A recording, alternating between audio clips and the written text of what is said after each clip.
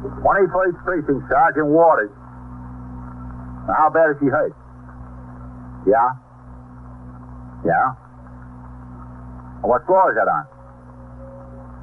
Did you see any strangers go up to the 9th floor? You are in the muster room at the 21st Precinct, the nerve center. A call is coming through.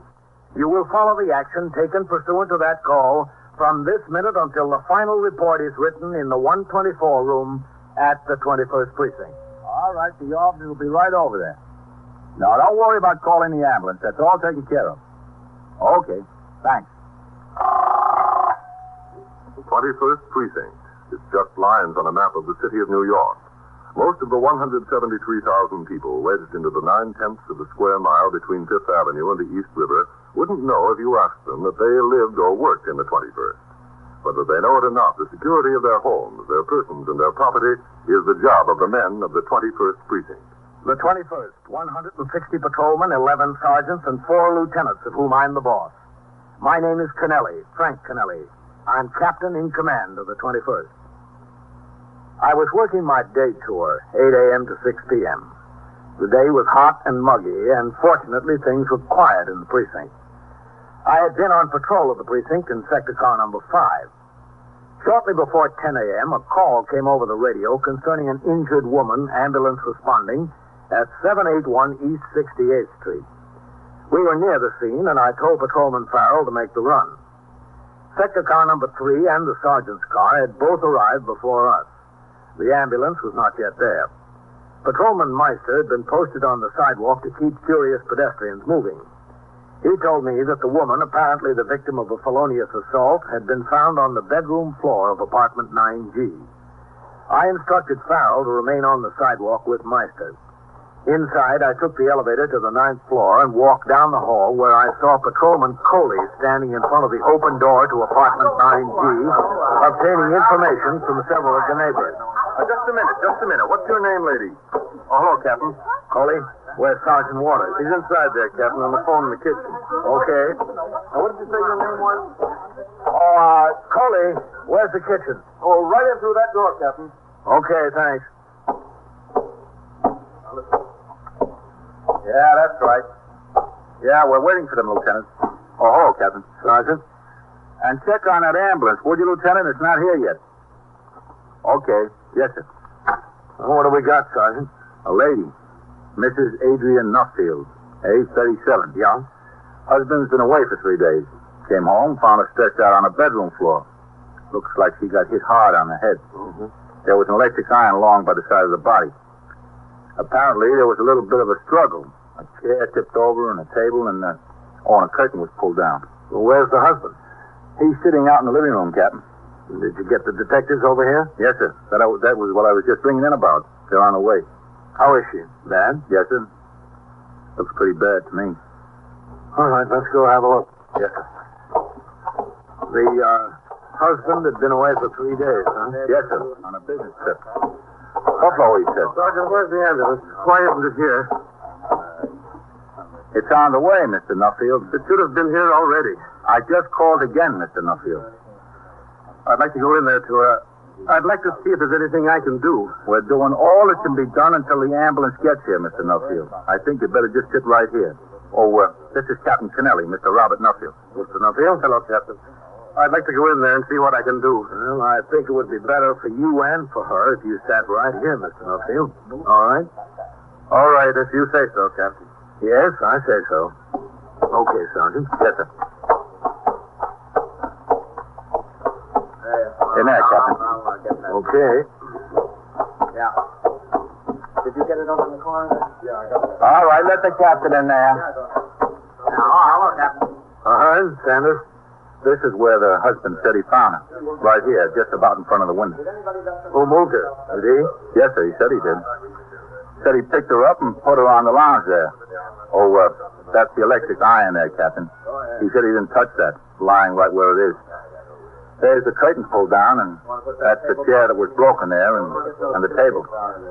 He said he left them just like they were, too. Looks like a head injury. Whether it was the iron, you can't tell. Well, don't touch the iron. No, sir. Nobody did. Oh, She's going to have a hard time making it, I think. Who did the husband call? He called the building super on the house phone. He asked him to send an ambulance or a doctor. You know, they got these house phones. The doorman answers downstairs. He rang it in. Any strangers around this building this morning? No, sir. The super's out there in the living room. He said there hasn't been a soul around here that didn't belong here. Oh, that must be the ambulance. Yeah, let's go out and talk to the husband and the super of the building. Yes, sir. You two stay on the job here. Yes, sir. Okay, Sergeant. No strangers around the building this morning. No, sir. Not according to the super.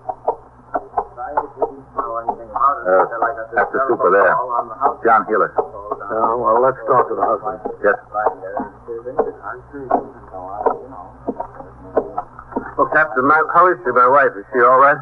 Well, we'll know in a minute, Mr. Nuffield. That was the ambulance that just got here. Yes, I heard it. We'd like to get this straight, Mr. Nuffield. We'd like to have you answer a few questions if you feel up to it. Oh, sure, if you want. Have you any idea how this happened? No, I don't. I just came in and I found her there. Found her on the floor. I understand you were away for a couple of days. Yes, I was away 3 days. I was away in Buffalo on business. What kind of business are you in, Mr. Nuffield? I'm in the textile business, heavy fabrics, industrial fabrics. Is your office in New York? Yes, downtown. I see. When did you leave New York? Well, it was Monday at midnight. I took the train from Grand Central Station. Had you been to the office during that day? Yes, I was there all day. And how did you spend the evening? Oh, I had dinner with my wife. We spent the evening in the apartment. When it was time for me to go to Grand Central, then I took a cab. What was she doing when you left home? Just getting ready to go to bed. Do you think she'll be all right, Captain? Do you really know? Well, the ambulance doctor will be up here in a minute, Mr. Nuffield. All right. You spent 3 days on business in Buffalo. That's right, yes. What time did you leave Buffalo last night? Oh, it was early this morning, Captain, 1:20. Mm-hmm. Did you have Pullman accommodations? Yes, I had a bedroom.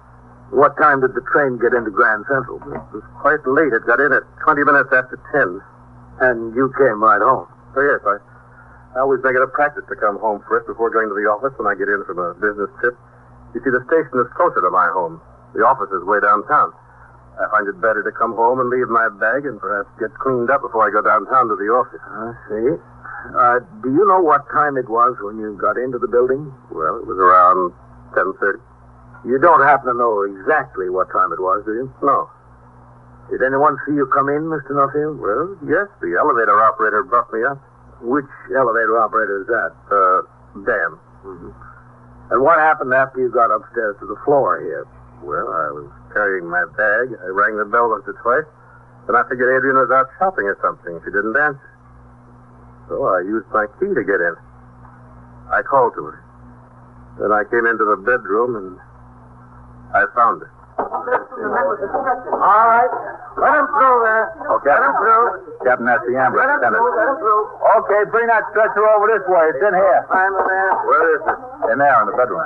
We're probably going to need a hand. I'll be right with you. I'd like to go, too. No, I think you better stay here. Just sit down, Mr. Nuffield. She'll be taken care of. All right. You say so, Captain.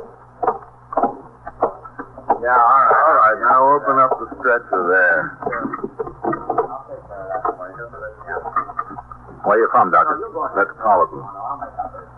That was quite a blow on the head. Yeah, that's what it looks like. How's she doing? Can't tell much. Tell much at all. Pulse is quite slow. That's not good, huh? No. You see any other injuries? No, not that I can tell now. Better get her right in. All right. All right, roll her on. Okay, go on. We got it. All right, easy now. Easy. That's it. All right, ready? Yeah, okay. Okay, lift it. Easy Lift a now. little higher on that end, will you? Yep. Okay. Watch it up there. Coming through. Coming through there. Watch it. There we go. Go on. All right. Okay. Coming through there. Get out of the way. Can I go with this? Oh, Come on, you can get go over back there out of later, the way. Mr. Nuffield. I really should go now. I'd like to. I know how you feel, Mr. Nuffield, but I think you better wait here for the detectives. The detective? Yes, they should be here any minute. Well, I have to go to the hospital and make arrangements for her. I can assure you she'll be well taken care of, Mr. Nuffield. Listen, do they still want me to stay around here? Well, who are you? I'm the super of the building, John Healy. Oh, yes. Well, you better stay around for a while. I got a lot of work to do, Cap. The detectives will want to talk to you. Well, all right, if they want to talk to me. It's a tough break for her, Mr. Nuffield. It's a really tough break. Yes, it is. Mr. Healis, did you see Mr. Nuffield when he came home this morning? Huh? No, I didn't see him. I was down in my apartment there. I told you, Captain, the only one that saw me was Dan, the elevator operator. He brought me up. Yeah. Dan brought him up all right. Dan told me he did. Mr. Healis, did you see Mrs. Nuffield earlier today? No, I didn't see her at all. Did you see her last night or yesterday? No, not that I remember. I don't remember seeing her. Did any of the employees of the building? Well, if they did, they didn't mention it to me. There wasn't any reason for them to mention it to me. How many employees of the building do you have? Well, there's me, that's one. Yeah. We got 4 elevator operators. You know, each works 8 hours, and the 4th one swings on days off. And 1 and 4, that's 5. Yeah. And we got 2 doormen, that's 7. And we got 2 maintenance men, that's 9. How does the house phone work? Doesn't anybody man that? Oh, no. No, that's just the house phones, you know. You pick up the phone out in the hall here, and it rings downstairs, and the doorman answers it when he's on duty there. Captain, do I really have to wait for the detectives? Can't I get over to the hospital and see how she is? You don't know how worried I am about her. I do know how worried you are, Mr. Nuffield. Hello, Captain. Oh, Matt. Oh, Goldman. Hello, Captain. Matt, this is Mr. Robert Nuffield, the husband of the victim, and Mr. John Healis, the superintendent of the building. This Lieutenant King, commanding officer of the 21st Squad, and Detective Goldman. How do you? I hope your wife's going to be all right, Mr. Nuffield. I hope so, too. In there, Matt. In the bedroom. I suppose we have a look. All right. Oh, Mr. Healis, we should wait out here. All right, if you want. You come in with us, Mr. Nuffield. Yes. All right. I really would like to get over to the hospital. We'll get you there, Mr. Nuffield. That's the iron, Yeah, that's right, man. Do you recognize that iron as one that belonged in your household, Mr. Nuffield? Well, yes, I suppose it is. I really couldn't say for sure. I don't know. I never used the iron. She was found right under that window, Matt. Yes, that's right where she was Yes, lying. I know. Sergeant Waters told me about it. Saw him out at the elevator. Now, you picked her up from here and moved her over to the lounge. Is that right, Mr. Nuffield? Yes, that's right. I didn't want her on the floor. I wanted to get her up where it was comfortable. You've been out of town for 3 days? Yes, in Buffalo. At what time did you arrive home this morning? Well, it was around 10:30 sometime. I don't know exactly. Maybe the elevator operator could tell you. He said it was around 10:30 sometime. He doesn't know exactly either. Lieutenant, I'll answer all the questions you want me to answer, but I know you have your job to do. But I'd like to get to the hospital. I'd like to find out how she is. Can't I go over there now? I'd like to get my own family doctor in on this. There'll be plenty of time for questions later on, won't there? All right, Mr. Nuffield. We'll take you over to the hospital. You don't have to bother, Lieutenant. I can get a cab and go myself. I appreciate it, though. No bother, Mr. Nuffield. We'll take you. We'll bring you back. You are listening to 21st Precinct, a factual account of the way police work in the world's largest city. I left the East 68th Street address and returned to the station house in time to get together papers to take downtown to a citywide meeting of precinct commanders called by the police commissioner in the lineup room at police headquarters, 240 Center Street. There we were informed of the experimental plan for assigning an entire graduating class of the police academy to a precinct which is considered a trouble spot. By adopting the plan, the personnel of that precinct would be more than doubled.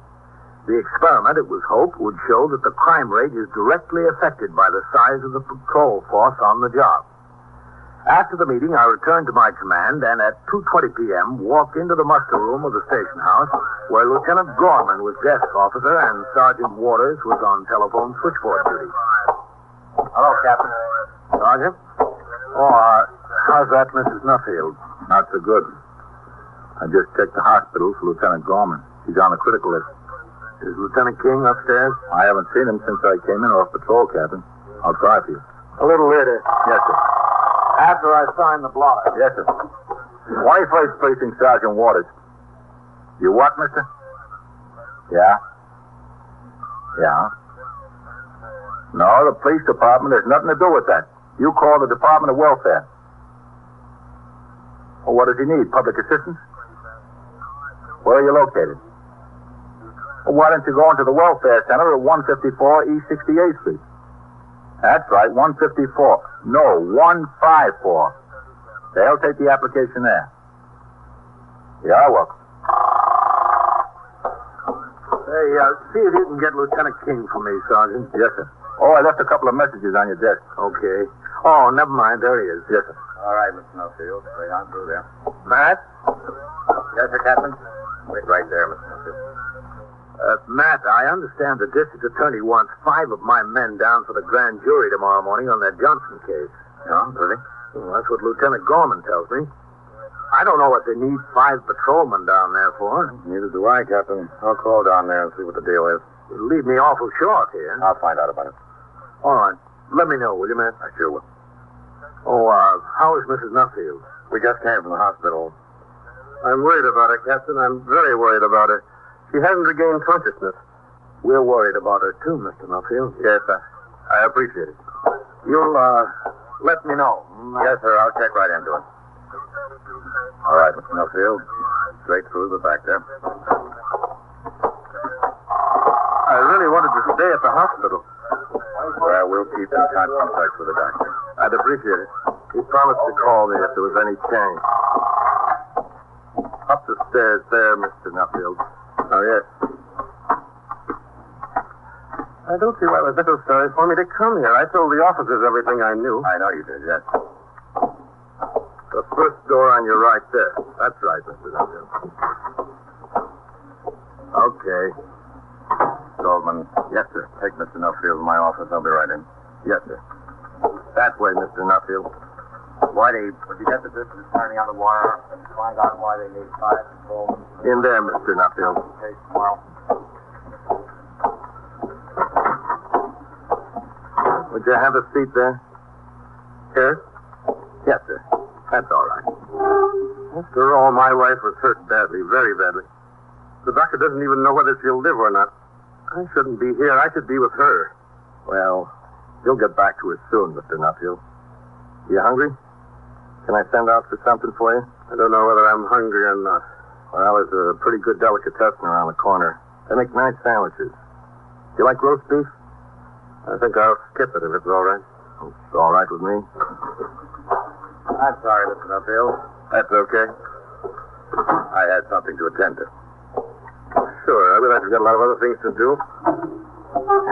Cigarette, Mr. Nuffield? Oh, yes, thanks. Sorry I've been smoking yours all morning. I didn't remember to buy a pack of my own. That's all right.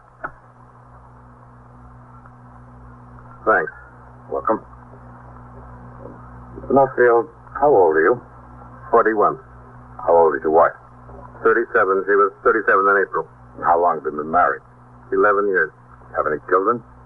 No, there never were any children. You've been living in New York all that time? Yes.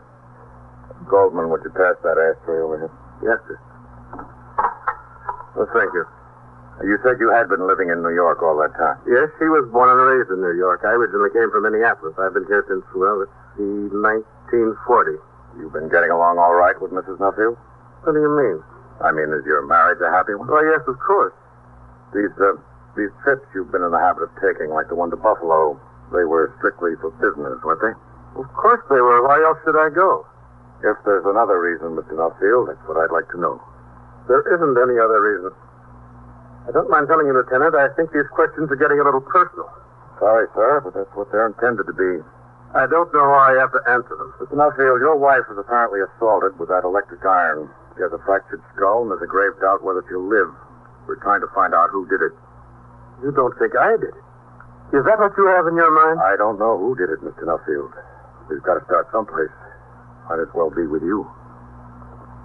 While the detective's investigation into the case continued, other business at the precinct went on. At 3:10 p.m., while I was on patrol, a call came over the radio concerning the suicide of a woman who had jumped in front of a Lexington Avenue subway train at the 86th Street station. I instructed the operator of the car in which I was riding to make the run. 2 RMP cars and an emergency service truck were already on the job. The emergency service patrolman had carried large jacks into the station and onto the tracks to raise the subway car under which the body was pinned. It took another 20 minutes before service on the track was resumed. Then we headed back toward the precinct house where I would turn out the platoon for the night tour at 4. On the way, we passed the apartment house at 781 East 68th, the scene of the injury to Mrs. Nuffield that morning. Patrolman Coley, assigned to post there, was standing in front of the building talking to a woman who seemed very excited. I instructed Farrell to stop the car.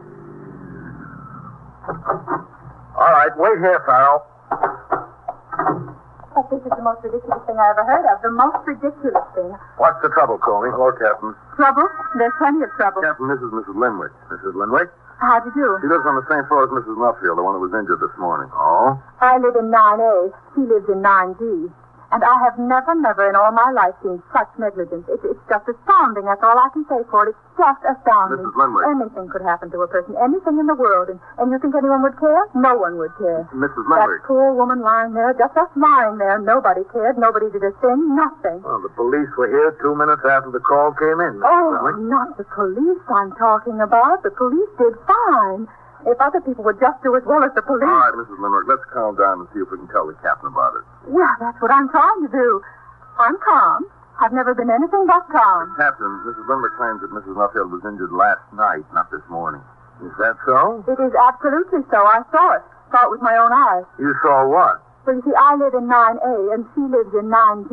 Yes? And you know how the building is U-shaped when you get off the elevator? Do you remember? Where you go past my apartment, and then you make a turn, and then you go down past hers. Yes, I Well, remember. her apartment is in the back, and so is ours. There's that courtyard back there, do you know? Yes? Well, if you look across the courtyard from my bedroom window, you can see into her bedroom window. Not all of it. You can just see a part of it. That's right. And you saw in her bedroom window last night. Yes, that's right. I saw in her bedroom window. Well, did you see the person that attacked her? No. Now, that's just what I'm driving at.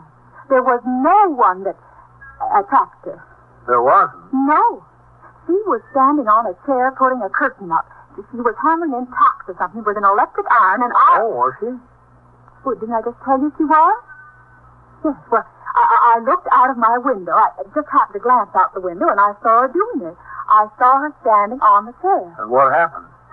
Well, I thought at the time that she fell. And I guess she did. You mean she just fell? She slipped and she fell. That's what it looked like to me. And what did you do? Well, I did what any normal, decent human being would do. I went to the house phone and I got the superintendent on the house phone and told him that I thought the lady across the court in 9G fell down and hurt herself. And what did the superintendent say? Oh, he said he'd send someone up to look. I said, be sure now, because I think she really hurt herself. Well, my husband and I went out for a walk, and we came back inside about 10 o'clock. It was dark then. I saw John down in the corridor, downstairs, right there. That's the super, John Heelis? Yes, that's right, John Heelis. Well, I saw him, and he said he sent the elevator operator up, and everything was all right. So we went upstairs and went to bed. My husband got up and went to work this morning, and I went out shopping. I went down to department stores. They have those big white sales on linen, you know. And you just got home? Yes, just now, a few minutes ago. And I heard what had happened. I just blew up. I hit the ceiling. You've never seen anyone so mad as me. I just hit the ceiling. I came right out here and I told my story to this first policeman I saw. Isn't that right? Yes, ma'am. That's perfectly right. Can you imagine such negligence? Can you just imagine it? Where is John Heelis now? Inside the building? Lieutenant King called him up and wanted him over to the station house about a half hour ago. That's where he is. Oh, that's the place for him. That is the place for him, all right. I invited Mrs. Linwick to ride to the station house with me. She accepted, and Patrolman Farrell drove us there. We got out in front of the building, and I instructed him to pick up his partner, who had been on the 6 Plus, while I rode his recorder, and resume patrol. Mrs. Linwick and I walked up the stone steps together and into the muster room. I have to sign the blotter, Mrs. Linwick. All right, Captain. Oh, Captain. Sergeant, you wait right here, Mrs. Linwick, and we'll go upstairs in a minute. All right. I'll be right back. Yes, sir. 21st Precinct, Sergeant Waters. All right, 14. Sergeant, what is he signing? The blotter, what's that? That's the record of what's happening in the precinct. Oh, The captain's got to sign it when he leaves and when he comes into the station house. every time? Every time. All right, Mr. Linwick. We can go upstairs. Oh, Captain. Yes? That Mrs. Nuffield. Yes? She died at 3:12 p.m. Oh, my goodness. My goodness. It's too bad. They know about it upstairs? Yes, sir. My goodness me. The doctor down at the hospital called Detective Goldman. He notified us down here. All right, Miss Linwick. Let's go upstairs. Poor woman. That poor woman. She was there all night long and nobody did anything about it. They didn't do a thing. Nothing. Upstairs, Mrs. Linwick. That's awful. Just perfectly awful. All night long. Why, she could have been saved. I bet she could have been saved. That's hard to tell. That door right over there. If she just had some medical attention in time. All right. There he is. Standing right there. That's him. The evil man. It's his fault. She could have been saved. Matt. Over this way, Mrs. Linwick. Yes, Captain. There you are, you evil man. It's all your fault. What are you talking about? What did I do? You're responsible for this whole thing. The woman died, Captain. Yes, I know, Matt. You are an evil man. Get away from me. I didn't do anything. What do you want from me? Just a minute, Mrs. Linwick. What have you got it down as, Matt? Apparent homicide so far. Well, it's not. No? It most certainly is not. I saw her fall last night, and I called up him, the superintendent, this John Helis, that man right over here. And I told him that somebody fell in apartment 9G and that she was hurt. You did not. I most certainly did. You said 9J. I looked in 9J. I said G. G, not J. Well, I sent the elevator man to 9J. Well, she might have been saved. She probably would have been saved. Well, that's terrible. I'm sorry, Mrs. Linwick. I thought you said 9J. Matt, that's the husband sitting in your office, isn't it? Yes. I was building a pretty good homicide case against him, too. Well, Matt, you better start unbuilding it.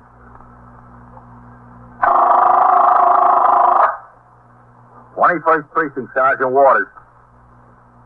Where's this? Yeah? Yeah? You need an ambulance there? Which car is involved, do you know? Who's hurt? And so it goes. Around the clock, through the week, every day, every year. A police precinct in the city of New York is a flesh and blood merry-go-round. Anyone can catch the brass ring.